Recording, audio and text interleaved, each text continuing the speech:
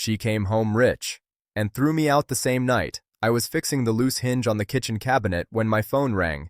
It was her name on the screen. My wife never called me during work hours unless something was wrong, so I wiped my hands on a towel and answered quickly. Her voice sounded strange, sharp, excited, almost breathless. "I just inherited millions," she said. Then, without a pause, "Pack your things, get out of my house." For a moment, I thought it was a joke, a bad one.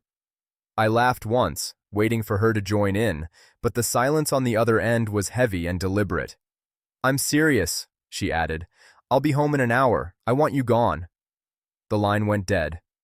I stood there staring at the phone, feeling like the floor had shifted under my feet. We'd been married for 12 years.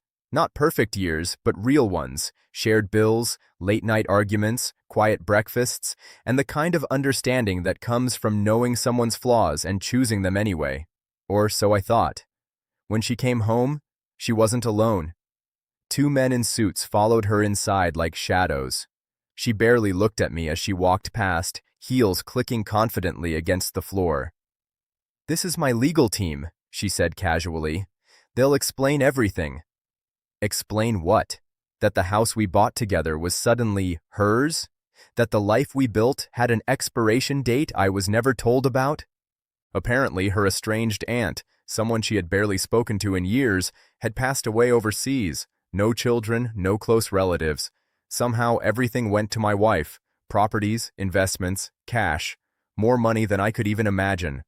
And with it came a new version of her, one I didn't recognize. The lawyer spoke in calm, rehearsed tones, using words like assets and sole beneficiary. My wife sat on the couch scrolling through her phone, uninterested in my confusion. "So that's it?" I asked her. "Money shows up and I disappear?" She finally looked at me then, her eyes cold. "You were always holding me back. Now, I don't need you." That sentence hurt more than being thrown out. I packed a bag that night and left without a scene. Pride can be a strange shield. It cracks, but it keeps you upright. I stayed with a friend at first, then moved into a small rented room. Life shrank quickly.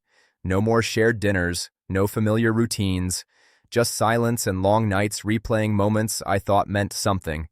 Weeks passed, then months. I focused on work, took extra shifts, learned to live simply again. Somewhere along the way, the pain dulled. Not gone, but manageable. I stopped checking her social media, stopped wondering who she was becoming. Then one evening, there was a knock at my door. She stood there, alone this time. No suits, no confidence, just her, looking tired, thinner, and strangely small. "I made a mistake," she said before I could speak. I didn't invite her in. She told me everything in a rush. The inheritance came with complications, relatives contesting the will, business partners turning hostile, friends who were only loyal to her money. The house felt empty, the freedom felt lonely, and the people who surrounded her now didn't care about her at all. "I thought money would fix everything," she said, tears finally breaking through. "I thought I didn't need you." I listened quietly. Not because I owed her that, but because I wanted to hear how far the illusion had taken her. "I'm not here for your money," she added quickly. "I just want my husband back." I took a long breath. "You didn't just throw me out of a house," I said.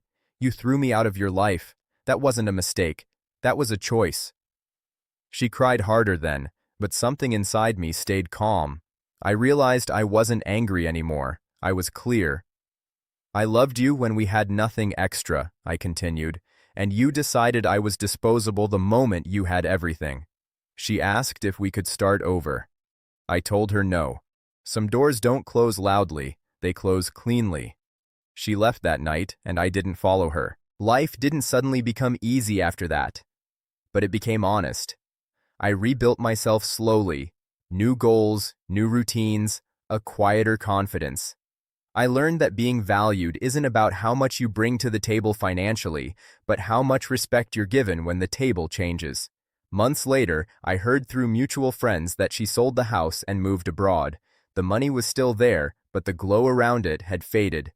As for me, I stayed where I was. Not rich, not famous, but grounded, whole, and that was worth more than any inheritance.